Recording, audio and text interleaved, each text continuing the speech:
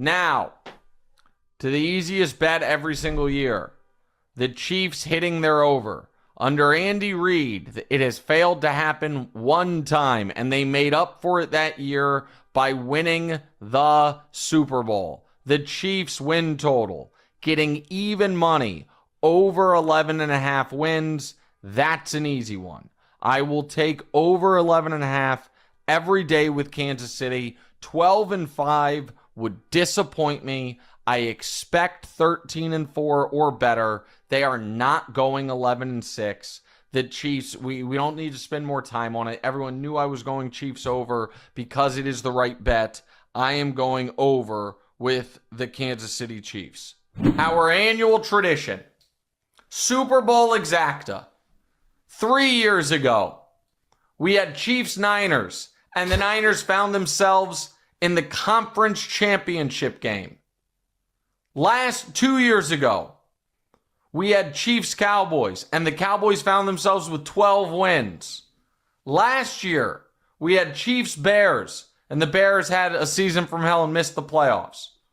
This year, the Super Bowl Exacta at 55-1 is, drum roll please, Demonte. We got Kansas City versus Tampa Bay in the Super Bowl Exacta, plus 5,500.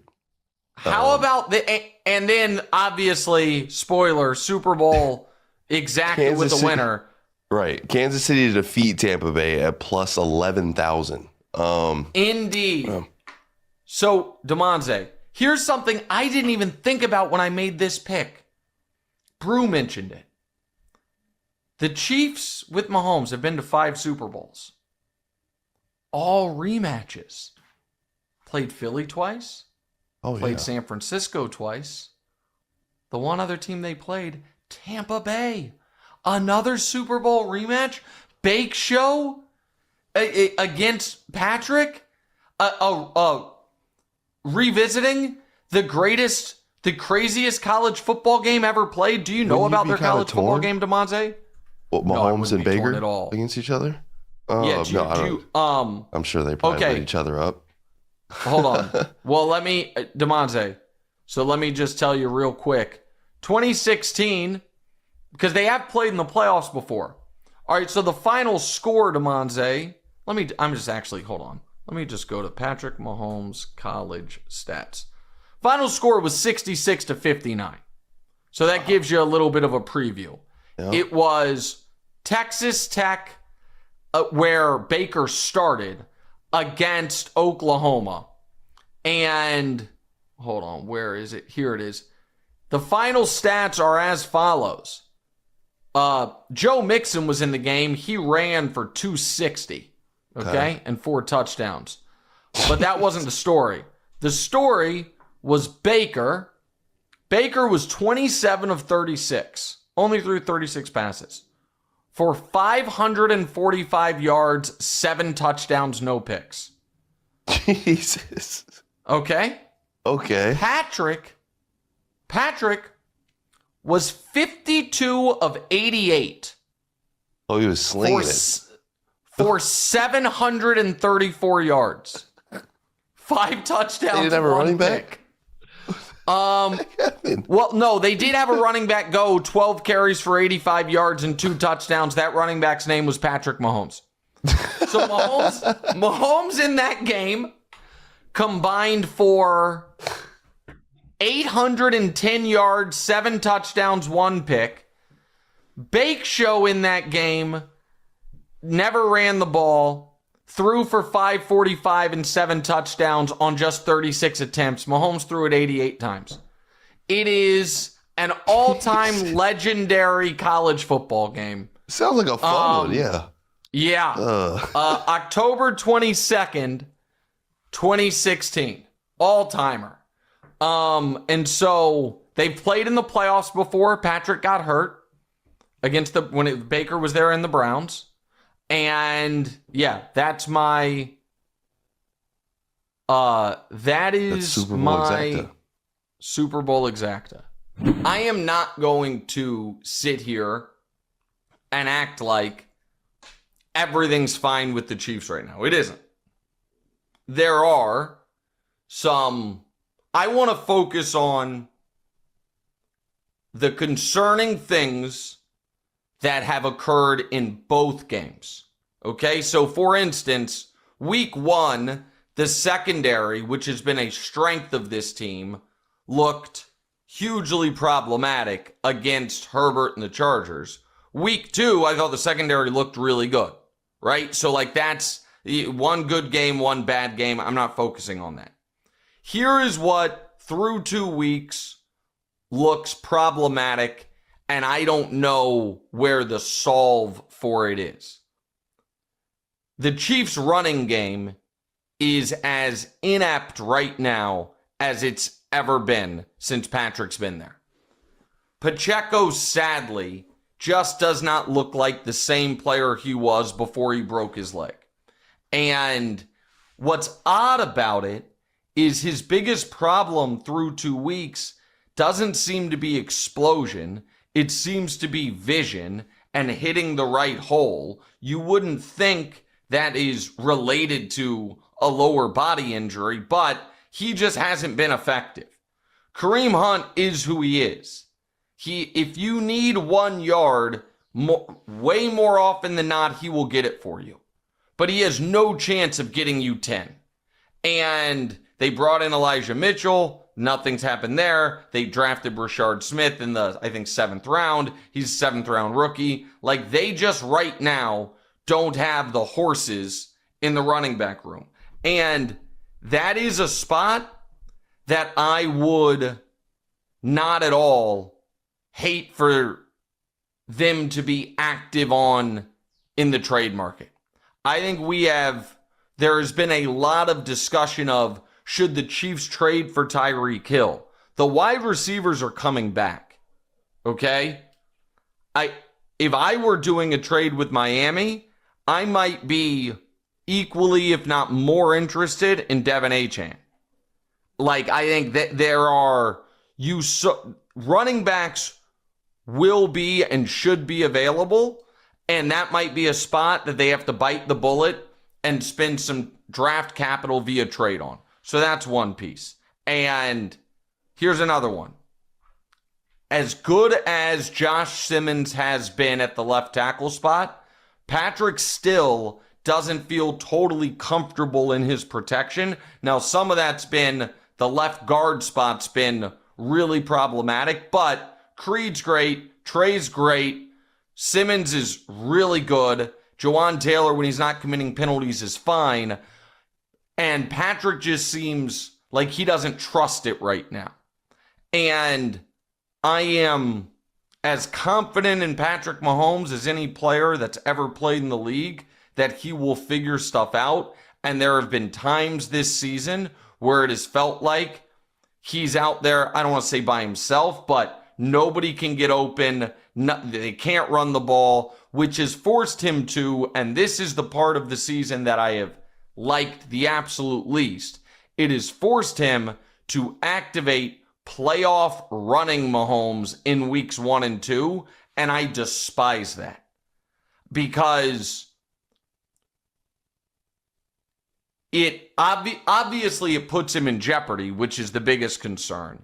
But the other thing is, one of the reasons he has had the postseason success that he's had, one of the reasons he has been so much more dynamic and effective statistically and from a winning perspective on a per game basis than any other quarterback in the history of the league come the postseason, is because every single postseason he adds a huge weapon to his game that is not there in the regular season, which is the quarterback runs, the scrambles.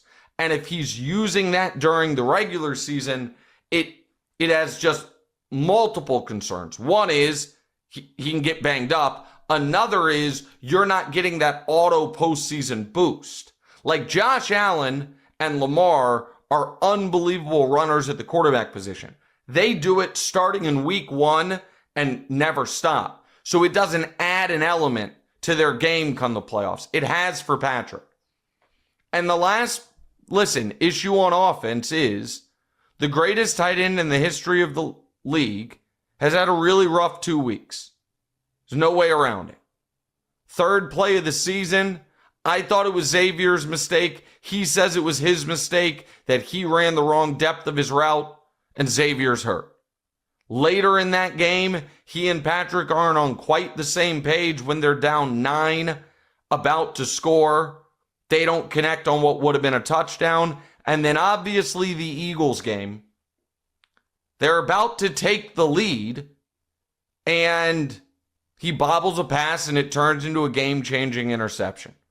That's all it's been highly damaging.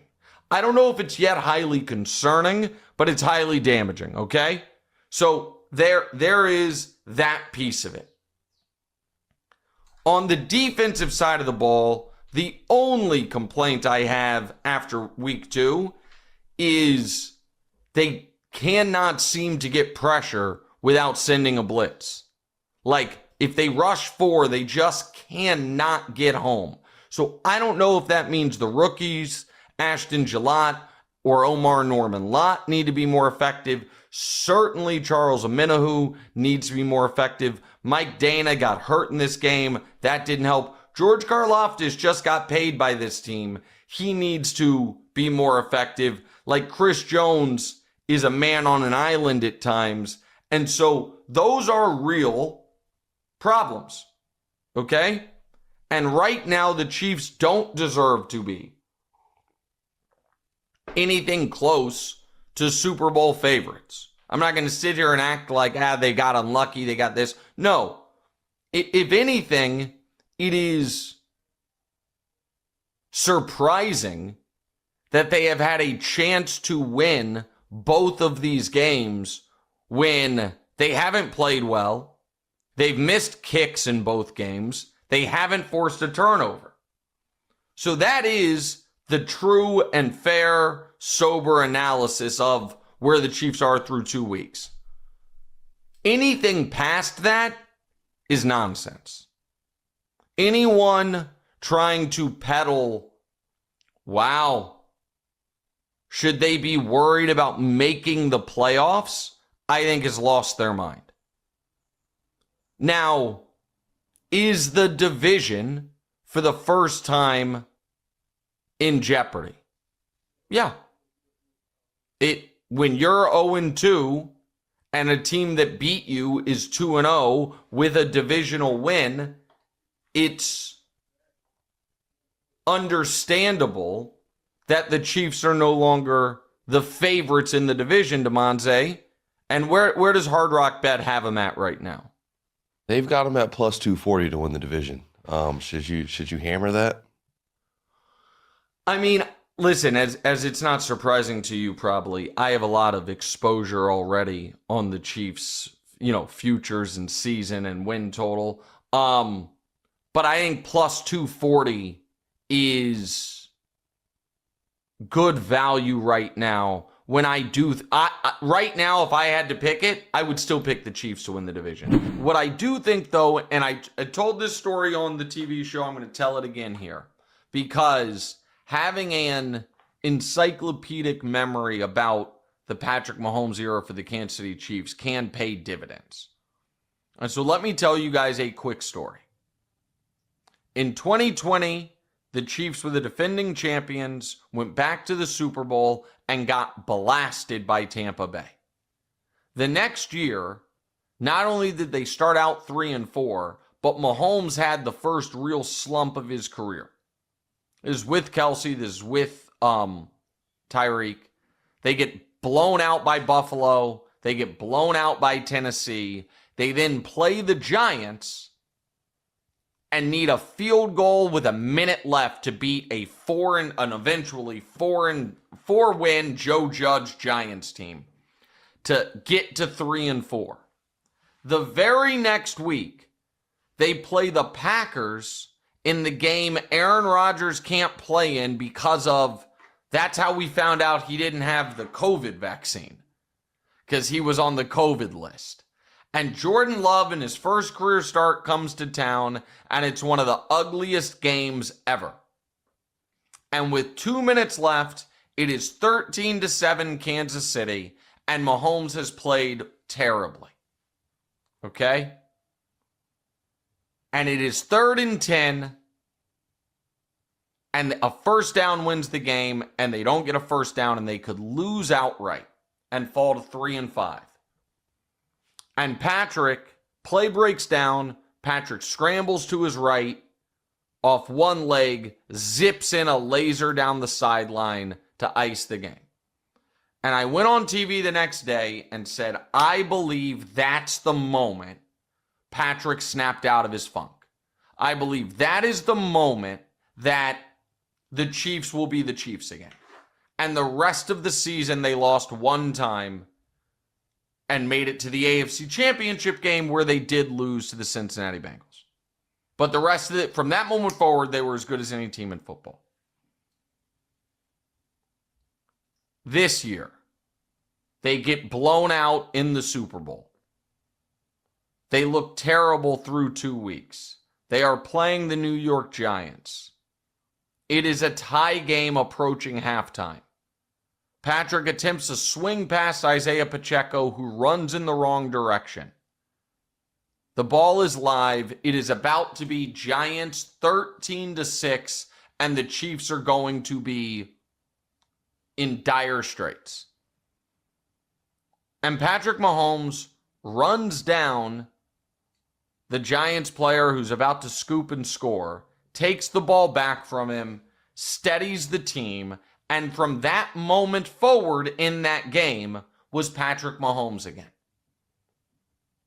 I do think we are going to look back on that moment as the moment the Chiefs steadied themselves. Where I am, though, Demonze, is fully relaxed and comfortable and relieved about the Chiefs. Let's get right to the game of the weekend. Yeah, so we all saw what happened on Sunday. Your Chiefs crushed my Ravens. We were obviously riddled with injuries. Our quarterback went down very early into the third quarter. But you said after starting 0-2... That is not... Hold on. Your quarterback did not go down early in the third quarter. It was like he 8 minutes left in the third. At the end of the third quarter when he tapped out when they were down 17. But go ahead. All right, you said your Chiefs had the chance to rewrite history after starting 0-2. After this game, do you think they did so? Well, listen, they steadied themselves. And the 0-2 start, what they had to do was beat the Giants. That was an ugly game that obviously turned on the tackle that turned the tide. And then they had to go take care of business against the Ravens, and take care of business they did. And not shockingly, the moment the Chiefs had close to a competent receiving core, the offense looked good again.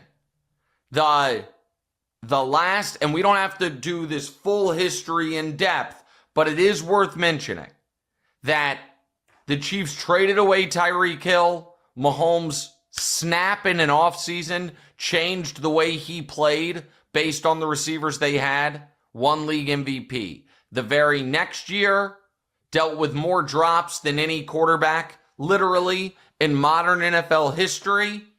Figured it out by the playoffs, won the Super Bowl. The next year, dealt with the most injured wide receiver and running back room in the NFL, got all the way to the Super Bowl. And the next year, which was this year, walked into the season with his number one receiver suspended for 6 games and his number 2 receiver knocked out of game 1 3 plays in, and it looked shaky for a bit. And I told you guys that I knew real, insight that Chargers week 1 game plan, Xavier Worthy was the epicenter of it, and him being knocked out 3 plays in threw everything off. But the fatalism surrounding the Chiefs from almost everyone else in the media was, and I don't want to be a scold, and I don't want to be more annoying than I naturally am, but it was embarrassing.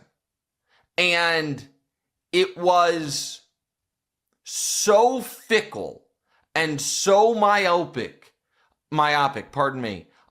as if they don't have a Hall of Fame head coach, a Hall of Fame caliber D coordinator, and the most talented quarterback to ever live, that they couldn't figure it out. And it was as if they were getting boat raced in these early games, or as if they were playing terrible teams and losing. Neither were true. Now, I want to make this clear. I don't think the Chiefs are, quote, fully back. If back means being the highest scoring team in the league, I don't think that's who they're going to be. I don't think the Chiefs have solved all their issues. I still think the running back room leaves a lot to be desired, and their ability to get pressure on the opposing quarterback without sending a blitz at the moment leaves a lot to be desired. But if you going into the Baltimore game, if you looked around the AFC, the only team that really you could say had no holes to poke at it was the Chargers going into week 4, but they already were dealing with some potentially mounting injuries that sadly they dealt with more of during week 4 in a game they had no business losing but lost. And so the Bills were undefeated, but the Bills defense had looked shaky, and they had and have played 3 consecutive games against just bottom feeders. The Ravens were given this huge benefit of the doubt despite having the same record as the Chiefs. And then every other team that had a good record, like the Steelers or the Jags, you had real reason to be concerned about. I didn't really sleep last night. I then got up this morning, took your sister to school, picked your mom up from the gym. I don't know if I said 10 words to either one of them. I then just laid on the couch, which I never do in the mornings, and tried to take a nap. That didn't work. Now, you know how I can tell your mom knows I'm in a teetering emotional place? I could probably guess. What is it? Well, here's how I know that she knows and that she's empathetic. Because she's doing a whole giant house cleaning thing prior to her birthday. I knew it. Well, no, hold on. Within the 90 seconds when I came downstairs, there were 3 things I saw her do that she had asked me to do previously, and she wasn't even mad at me. Yep. I was like, oh, she legit feels bad for me right now. She's like, she is really showing a real amount of empathy, because I was supposed to put those coffee cups away. I was supposed to throw that backpack away. And she's doing all of it, and she's doing it with a smile on her face, which means she has correctly clocked that I'm not doing great. Hopefully, this will be my catharsis. Let's get to Monday Night Football. Shout out to Madre. So we saw what Trevor Lawrence did to the Chiefs yesterday. It was also his 26th birthday, and he walked out of there with a dub. What do you want to talk about first? Your Prince's success or your Chiefs' downfall in this game? Okay, as much as I'd like to start with Trevor, we have to start with the Chiefs. And here's the reason that game is so much more upsetting than the Charger game or the Eagle game. And so much more upsetting than any recent memory regular season loss. One thing about the Chiefs being the Chiefs is they simply do not lose games like that. Now, they get outplayed sometimes. The offense we've seen over the last couple years gets stuck in the mud. There are ways that they can lose a game and other people panic or, talk about in what bad shape the team is in. And I do not, because of the full confidence that by the end of the year, Patrick will have figured stuff out, or the team will get healthier, or whatever it is. losing a game like that last night, they don't blow 2 touchdown leads. Every other team in the league might. They don't. They did last night. While the Chiefs don't blow teams out the way the other excellent teams in football do over the last few years, they just simply never beat themselves. Right. And yesterday they beat themselves. Yesterday is the first game in 4 years the Chiefs have won the turnover battle and lost the game.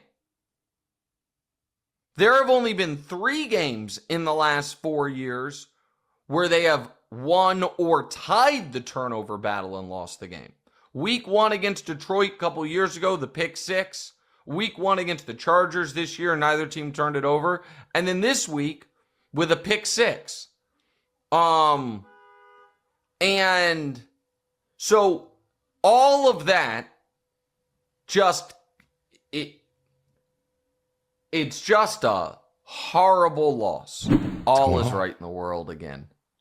Yeah, you're pretty happy this morning. He's amped. It's just everything's back the way it's supposed to be. You guys check the latest MVP odds? Who's the favorite? Patrick. Go on Hard Rock Bet. Check the latest Super Bowl odds. Who's the favorite? The Chiefs. Everything is the way it's supposed to be. And what is so gratifying about this is I thought the way this was going to go was all the folks that wrote the Chiefs obituary 3 weeks ago were going to have to answer for that commentary in January. Instead, because of how, even with the loss 9 days ago by the Chiefs, because of how the rest of the league has looked and how Kansas City looked on national TV Sunday night, all those folks have to eat it immediately. We're not to Halloween yet. And they all have to be like, all right, I'm dumb. You're right. I'm wrong. It's so good. It's so much fun. And the fact that they're winning this way, with the offense humming, back to you're shocked when they don't get a touchdown, Patrick doing Patrick things, and they don't have their best offensive weapon, not named Patrick Mahomes yet.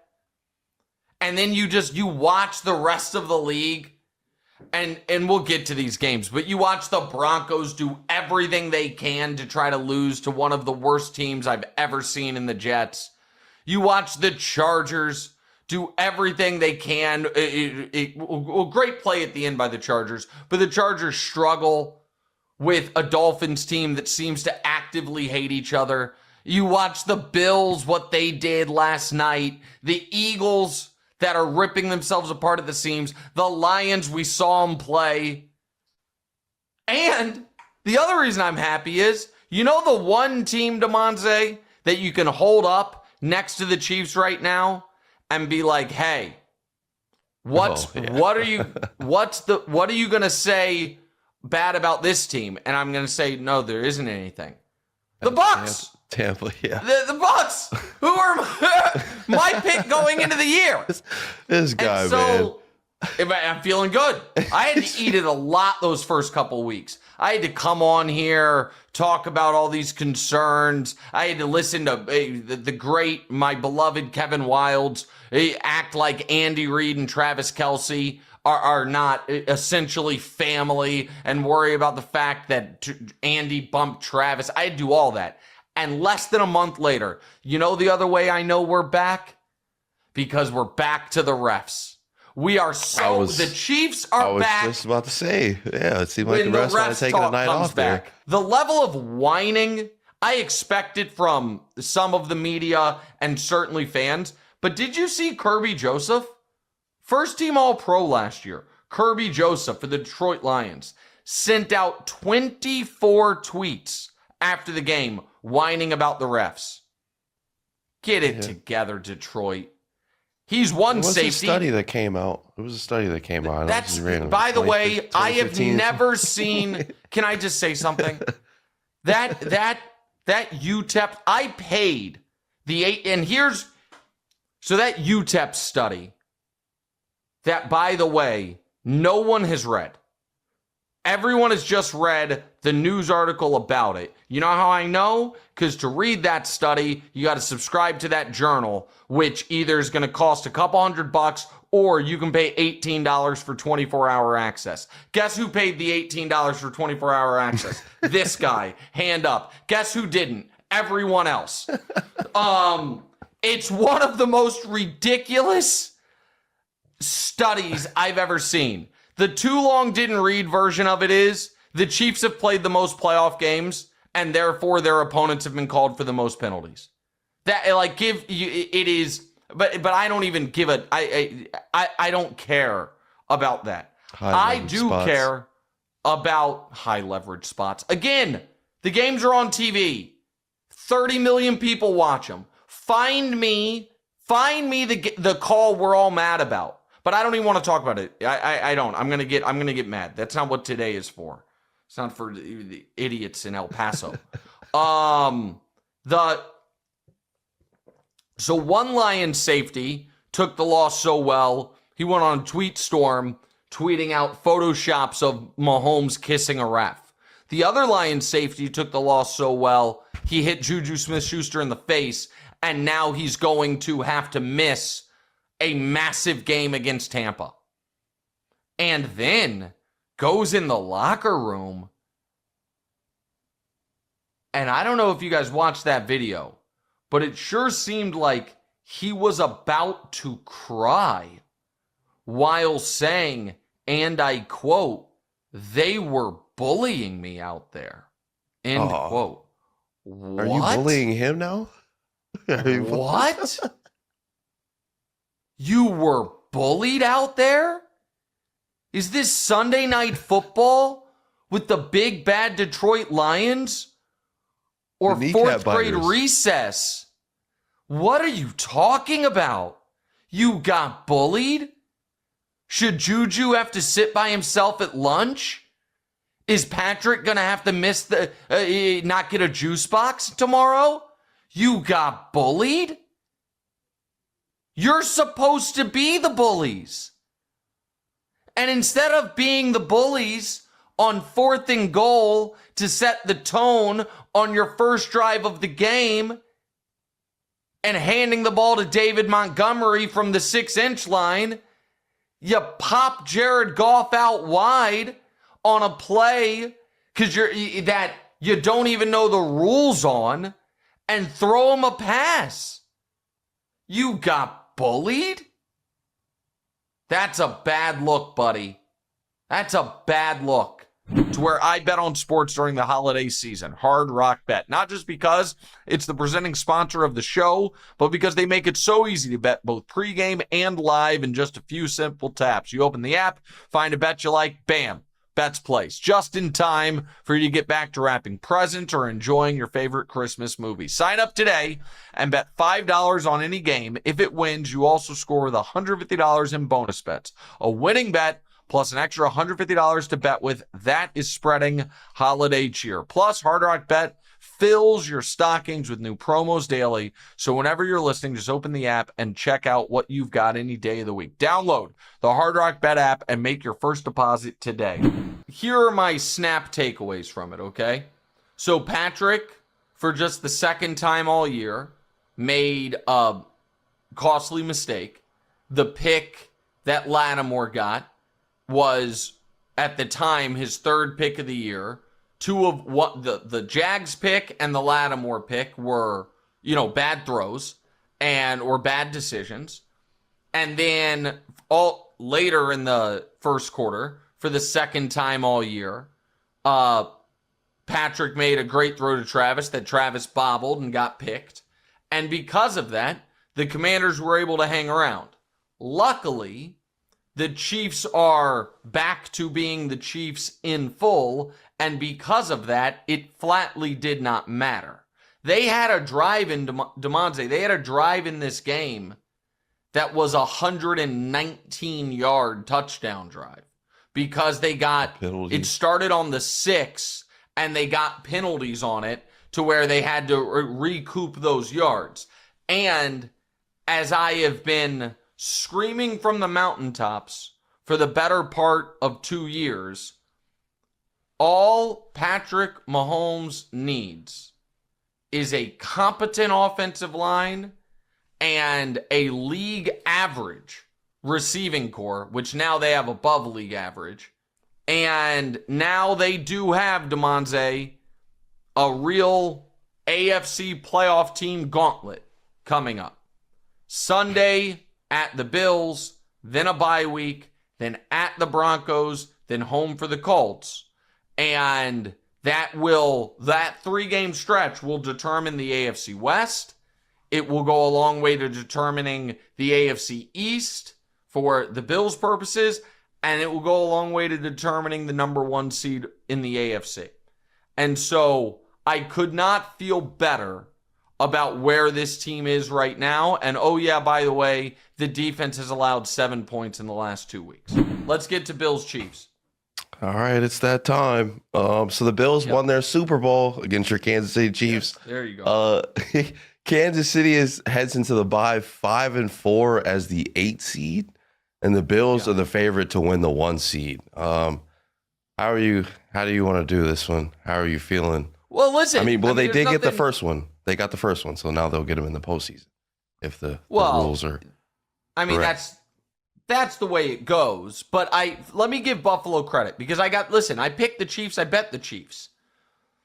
I did not think the Bills defense, even if the Chiefs had their typical regular season against Buffalo vanilla game plan, I did not think the Bills defense would be able to keep up with Kansas City. And not only did they keep up with Kansas City, they dominated most of that game. And Josh played great, and Patrick played really shaky. That was the first game in Patrick's entire career he completed less than 50% of his passes. And they pressured the Chiefs at will, and the Bills were the far better team. It was a miracle. The Chiefs had multiple possessions down 7 in the fourth quarter. And that last possession, when McDermott chose to go for a field goal, was coaching malpractice. You have to punt there. Going for that field goal and giving the Chiefs a short field when they're only going to have 23 or 22 seconds if you punt is just insanity. I couldn't believe he did it. But set that aside. Buffalo steadied themselves. Buffalo stayed very alive for their division as the Patriots have just a cake schedule moving forward. And Buffalo ran the ball great. Josh was awesome. And the defense, which was my concern with them,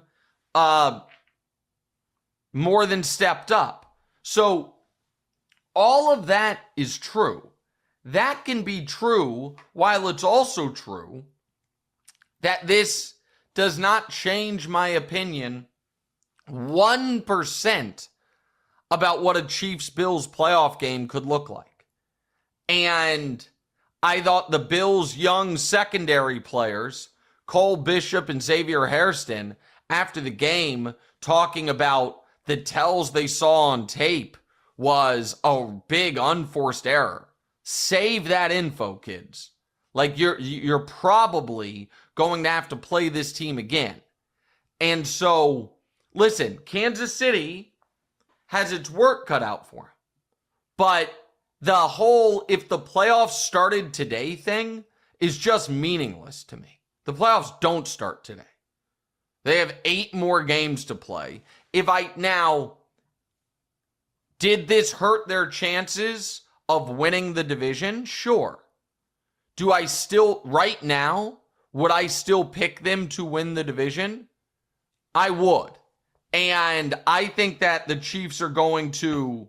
Vegas still has them as the Super Bowl favorites. So yeah, because they're the best team. And I don't know how long we're going to talk Broncos Chiefs, and I didn't want to not have time. And the people in the chat saying quit stalling and get to it. Guys, I do about more live media than at least sports media than anyone in the field. I certainly don't do more media than everyone who does sports media if you include their asinine and ridiculous political talk shows. But when it comes to actual sports talk, I do quite a bit. I'm not going to be able to run from any story, and I certainly can't run from this one. The Chiefs went to Denver in arguably their biggest regular season game of Patrick's career and got thoroughly outplayed and blew a more than winnable game multiple times, blew a fourth quarter lead, and in that singular game, Bo Nix played better than Patrick Mahomes. That is what happened. I could not have been more shocked watching a game than I was watching that one. Because the Chiefs are healthy for the most part. I know they don't have Pacheco. The Chiefs right now are a healthier than average NFL team for this point in the season. They were off a bye. They had full motivation, a lot of familiarity with that opponent, and Patrick was off, and the defense could not get a stop when it mattered. And so, on the offensive side of things, second play of the game, you have Xavier Worthy open for 6. Yeah, it's a tough throw because it's 60 yards in the air, but those are the throws that, partly made Patrick Mahomes. He missed him. That would have been a chance to just basically set the tone for the game immediately. Missed that opportunity. Obviously, they had a sequence right before the Patrick interception, and this might have been the single biggest swing of the game. Patrick throws a little swing pass to Kareem Hunt. He gets down to the 2-yard line. They're going to have first and goal from the 2. Jawan Taylor, illegal formation, lined up too far back. Instead of first and goal from the 2, it becomes first and 15. 2 plays later, Patrick makes a terrible throw, and instead of at least being, without the penalty, it's probably going to be 13-6. With the penalty, it still should be at least 9-6. Throws a pick. Denver drives down and scores. Despite all that, Kansas City fights back, scores a couple touchdowns, takes a lead, has the ball in the fourth quarter with a lead. Go down, score a touchdown, game over. 3 and out. Then gets the ball back. Tie game. 4 minutes. Perfect. Not going to cover the 3.5, but still, drive down the field, kick a field goal, win the game. 3 and out. And then on the defensive side of the ball, first drive of the game, first play, sack. Have them in 2nd and 16, which turns into 3rd and 7. Give it up. Later in that drive, have them in 3rd and 11, outside of field goal range. Give it up. And on the final drive of the game, after those 2 offensive 3 and outs, you instantly have Bo Nix in 3rd and 15. And you can't get a pass rush, and you give up a 20-yard completion. 3 plays later, it's 3rd and 6. Still not in field goal range. And you give up a 7-yard completion. Denver made the high leverage plays. Kansas City did not. And Denver now has a stranglehold on the division. And I can think what I want and still think about Bo Nix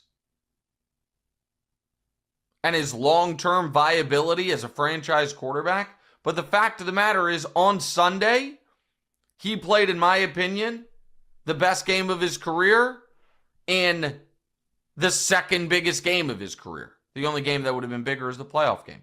And he was excellent. Excellent might be strong. He was good. They're 5-5. Obviously, if they go 7-0, they're a lock for the playoffs.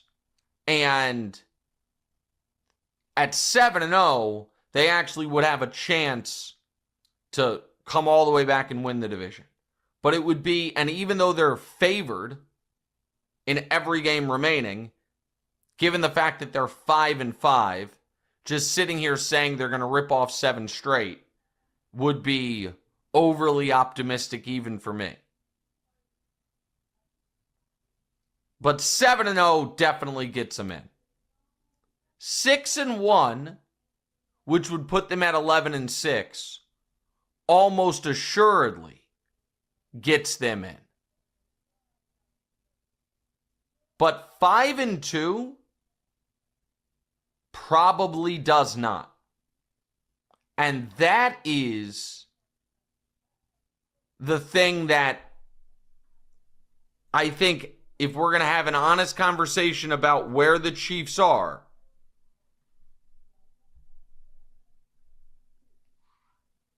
what has to be acknowledged is they probably only have one more loss to play with, barring a true collapse by the Jags or the Chargers. We start with the Chiefs saving their season, because while they would not have been mathematically eliminated, and I probably would have even convinced myself, well, if they just go 6-0 down the stretch, they'll make the playoffs, which is true, by the way. 11 wins almost assuredly will get them in, and 5-6, they would have still been alive for 11 wins. That would have been a season-ending loss. Dominating the time of possession, dominating the yardage battle, and just not making championship plays would have signaled that this Chiefs team simply doesn't have the juice of Chiefs teams in years past. Thankfully, however, they are the Chiefs. They do still have Patrick Mahomes and Chris Jones and Andy Reid. And despite fumbling inside the 5-yard line while trailing by 11 in the fourth quarter, they then played perfect defensive football, good but not great offensive football, and it was enough to potentially derail is probably too strong, but really throw a wrench in this magical Indy season and give Kansas City a chance to, in 48 hours, be for the first time, or just the second time all year, 2 games above 500, really have their head above water and be able to have the mini bye, take a deep breath before a very difficult stretch run of final 5 games, 2 of which are cupcakes, the Titans and the Raiders, and 3 of which are teams fighting for exactly what the Chiefs are fighting for: AFC playoff spots and AFC playoff seeding, with games against the Texans, Chargers, and Broncos. So how did they do it? Because right now they are still the 10 seed. They went into the week the 9 seed, but they come out of the week despite the win, the 10 seed, because the Texans won, the Chargers were off, the Jags won. We'll get to those games later. So how did they do it?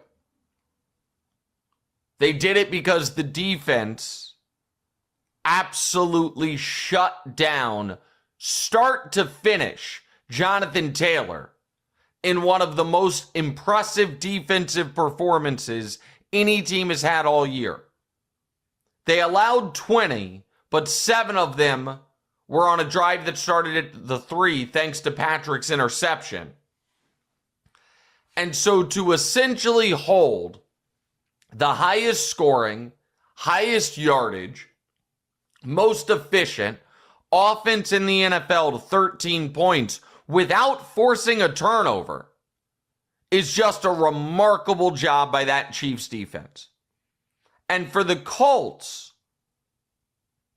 to have the ball up 11 and go run, pass, and then have the ball up 3 and go pass, and then have the ball up 3 again and go pass, before you go to overtime and you go pass, run. It is a testament to the fact that the Chiefs defense was able to convince the Colts by the fourth quarter of this game, you're simply not going to get Jonathan Taylor going.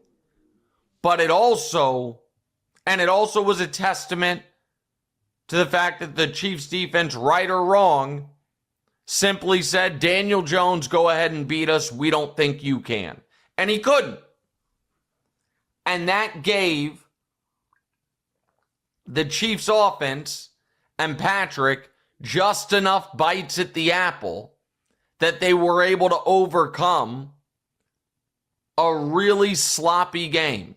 Not just the turnovers, but the red zone inefficiency, the missed open guys, and the herky-jerky nature of the offense. And Rashee Rice, in the second half of that game, really for the first time, maybe since his suspension, certainly since his first game back from the suspension, looked like the player that we saw at the end of his rookie year and the beginning of last season before he got injured, which is just a dynamic, elite yard after catch player. Xavier Worthy made a huge play. Noah freaking Gray made a catch while unconscious, which is still one of the more remarkable feats of this NFL season. And the Chiefs offense did just enough against the Lou Anarumo Colts defense to where they're now stabilized. By the way, that is now 4 consecutive wins by Patrick against Lou Anarumo, his alleged kryptonite. 4 wins in a row. After losing the first 3 games he faced against him, he's now won 4 straight.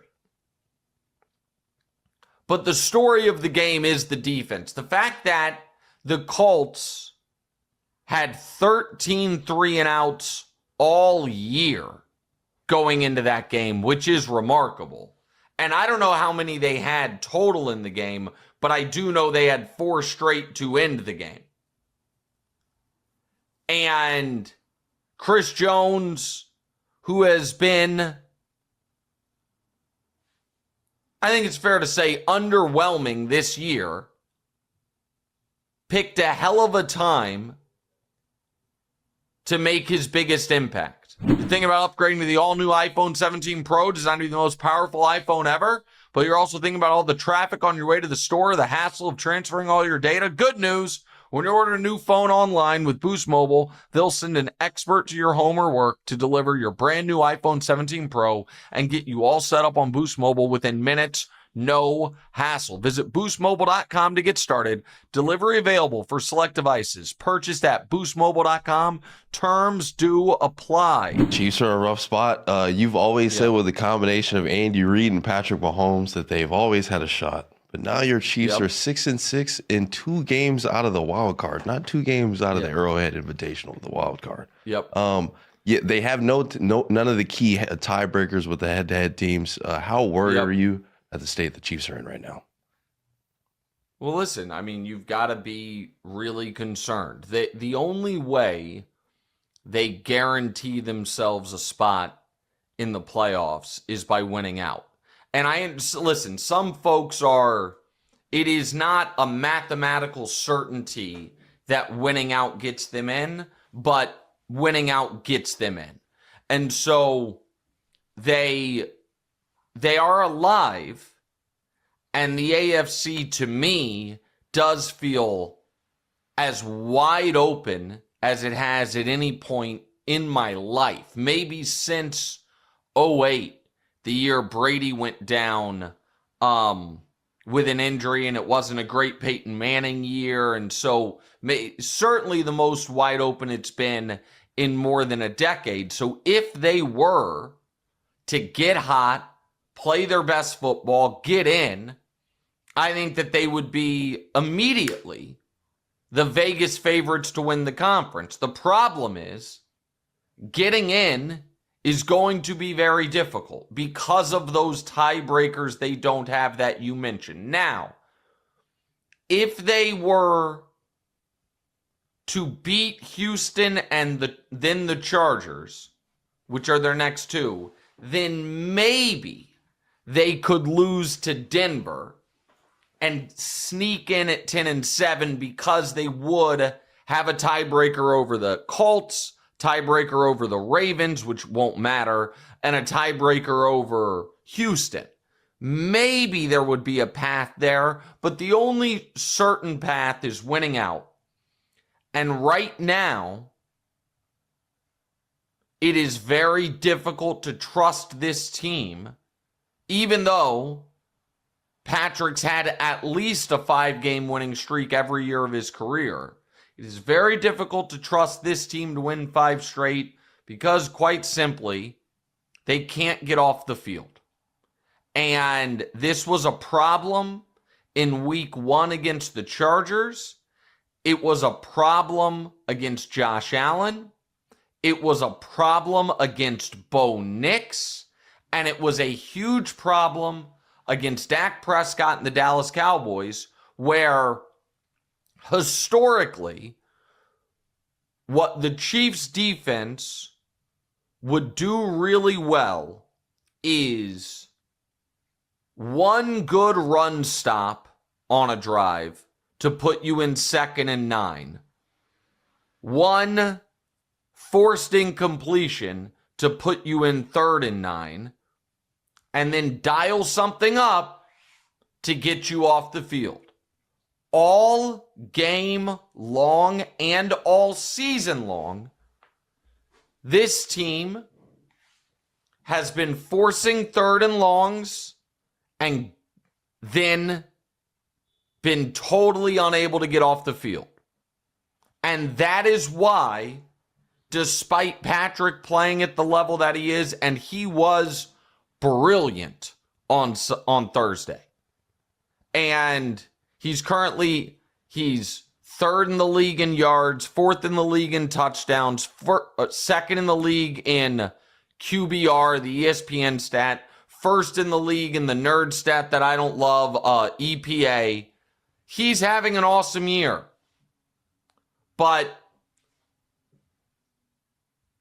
poorly timed turnovers by the Chiefs in previous games and the total inability all season long, aside from the Colts, 4th quarter against the Colts, to make impact plays on defense, might wreck the season. It's very precarious. It's the most precarious it's ever been in Kansas City. There's no getting around that. Now, with that said, I know myself, and I don't think it will be unreasonable or irrational that if they win Sunday, and I'm telling you right now, with that offensive line situation, Chiefs -3.5 are not going to be one of my picks this week. If they win Sunday, then I will feel like, all right, beat the Chargers next week, and you're going to go to another Super Bowl. That's how I'll feel. I feel like they're a win away from being a win away, if that makes sense. Yeah, that makes sense. And so I have not, my hope, I have not given up hope or given up belief, but my confidence has been shaken because it should be. The Chiefs are 6-7, DeMonze. Yeah, it's grim. They have lost now 4 of their last 5 after that game with Houston. This is the first time. I think it kind of looked like the cold was affecting the Chiefs. O-line was cooked. Kelce had some drops. Rice had some drops. Mahomes was limping around. Is there any type of silver lining or any type of hope that you're holding on to after this last game through the end of the season? All right, well, listen, the hope is, like, do they have a path to the playoffs? And the answer is yes, technically. And the simplest way to explain their path to the playoffs, and then we'll get into what has happened, but let me just get this out of the way. They have to go 4-0. Home Chargers, at Titans, home Broncos, at Raiders. The Colts can't go 3-1. Not worried about that. They're thinking about starting Phillip Rivers. So the Colts part of it to me is easy because the Colts have Seahawks, Niners, Jags, Texans. So the let's just say the Colts are out. And then the Chargers have to go either 0-4 or 1-3, with one of the losses being to Denver in Week 18. The simplest way to look at can the Chiefs make the playoffs is they have to beat the Chargers this weekend. They then have to beat the Titans, the Broncos, and the Raiders. And the Chargers have to then lose to Denver in Week 18 and to either the Texans or the Cowboys in Week 16, 17. If that happens, the Chiefs make it. Chiefs lose, Chiefs eliminated, Patrick injured. One of the weirdest, saddest reads that I've had to do for this show. It's very strange. Chiefs eliminated from the playoffs after the loss to the Chargers. Patrick Mahomes with a torn ACL and LCL. They're done. Yesterday, you said that this was the end of a chapter, or end of the chapter. So I'll get into that part in a second. First, I want to say this. This is pro football. And this is my hometown team. And yes, I have a personal relationship with Patrick. And he's the face of the league and one of the defining players in league history.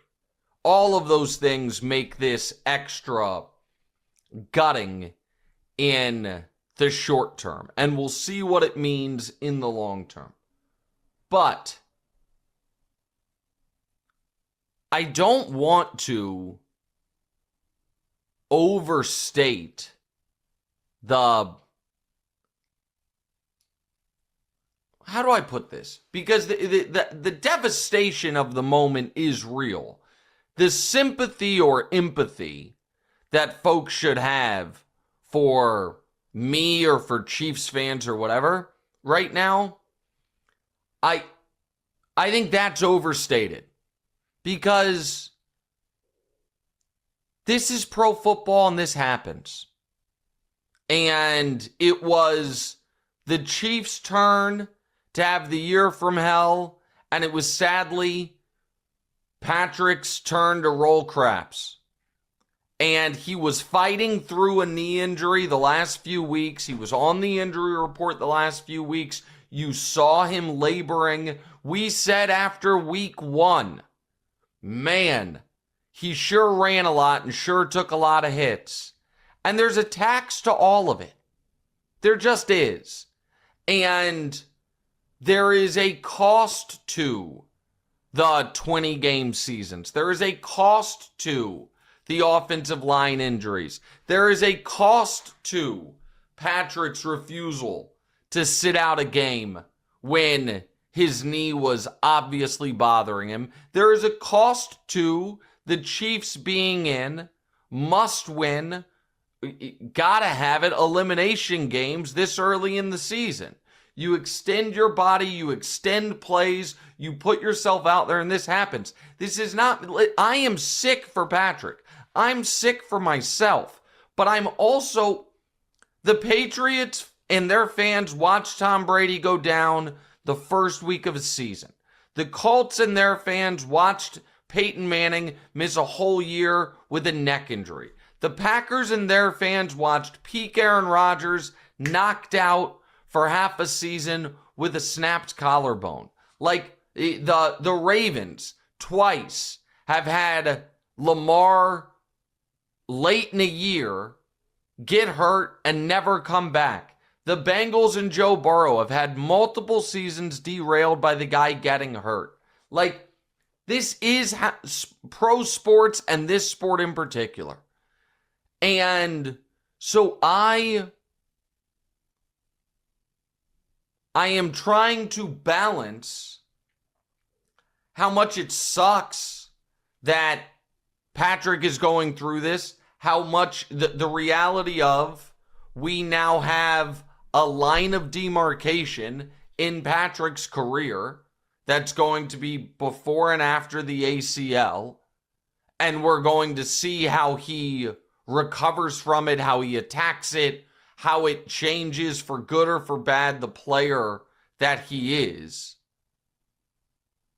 And I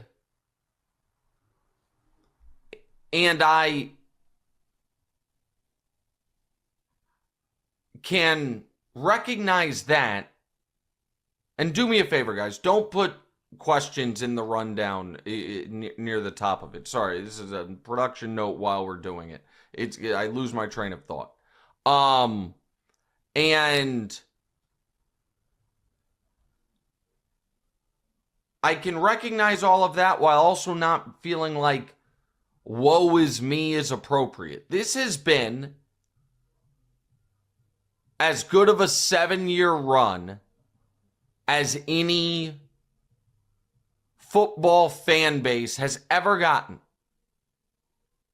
7 years of conference championship games, 5 Super Bowl appearances, 3 Super Bowl victories. You can put it up against anything any team has done in the history of the sport. This 7 years matches any 7 years the Patriots had, any 7 years the Niners in the 80s had, and the Steelers in the 70s is a weird one because they won 4 Super Bowls, but they didn't get to the conference championship game every year, and they didn't get to 5 Super Bowls. That's a tomato thing. You can say that one was better, but it's at least in the argument. And now the Chiefs recede back into football general population and then see if they can emerge once again. And I hate that I have talked about this comp so much and now it is even more apropos. But you guys have heard me whenever we have done the Brady Mahomes career stuff talk about in his 8th year as a starter, Tom blew out his knee, and then that team had its only real lull. Obviously, they missed the playoffs the year Tom missed. They still won 11 games, by the way, which is shout out to how unbelievable the '07 Pats and '08 Pats were as a roster. And then in 2009, Tom wasn't his best. They won 10 games and got annihilated in round one of the playoffs. And in 2010, Tom was exceptional. That team was 14-2. And then they lost one of the weirdest playoff games ever to Mark Sanchez and the New York Jets. And then in 2011, they started their run. And I don't know what is...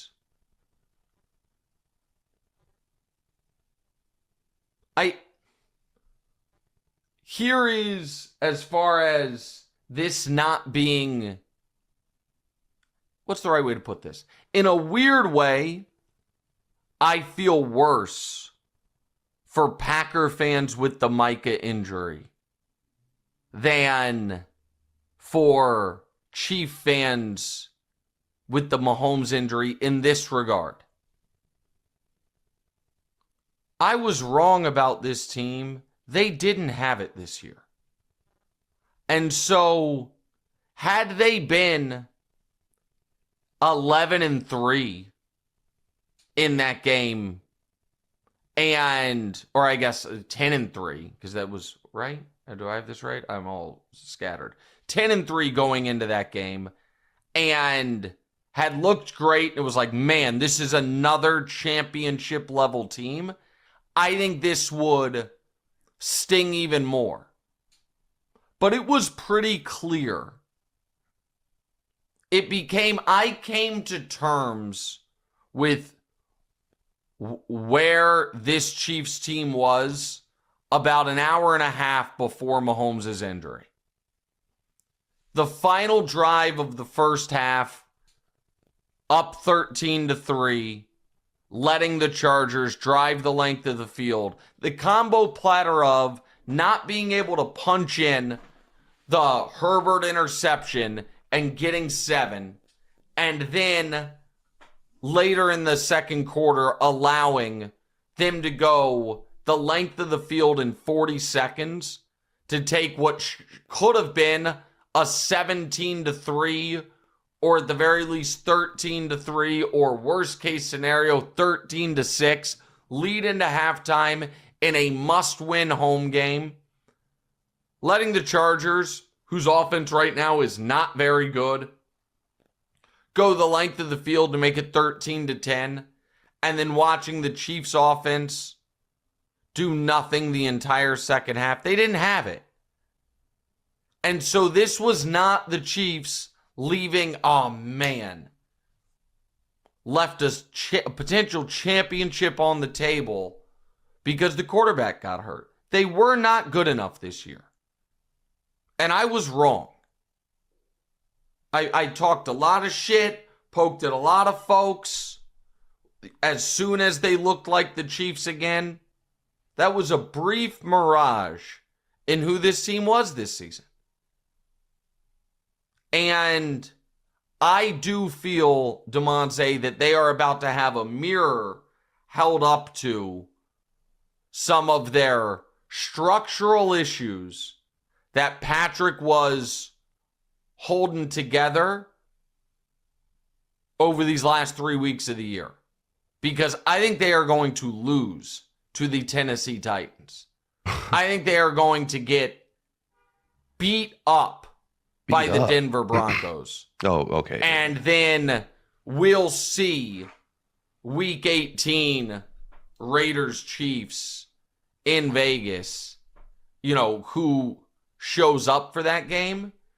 But I think with these O-line injuries, this lack of a running game, and one of the bigger disappointments of this season is the lack of development from the wide receivers. I think you're going to see what this offense looks like with bad quarterback play. Because I understand Mahomes' numbers after the bye, the Cowboys game notwithstanding, were ghastly. The Cowboys game is the one thing propping them up. I think you're about to see what actual bad quarterback play would look like with the team right now with its issues. And I do think that there needs to be some real soul searching is too strong, but some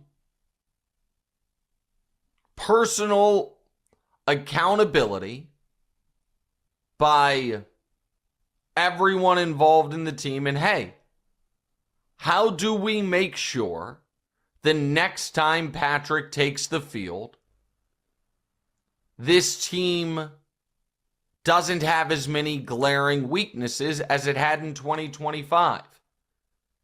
And listen, it's hard. There is a reason only one team ever's gone to 4 straight Super Bowls. There is a reason only one team ever has gone to more than 7 straight conference championship games. There is a reason only 3 other teams ever had gone to 3 straight Super Bowls. What the Chiefs accomplished was certain things were unprecedented and certain things were only, had only been accomplished by 1 or 2 of the other greatest dynasties ever. But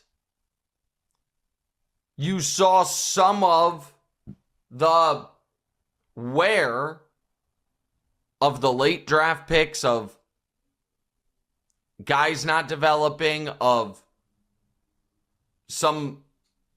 a draft miss here, a free agency miss there, a poorly timed injury there, and they couldn't run the ball and they couldn't rush the passer all year long.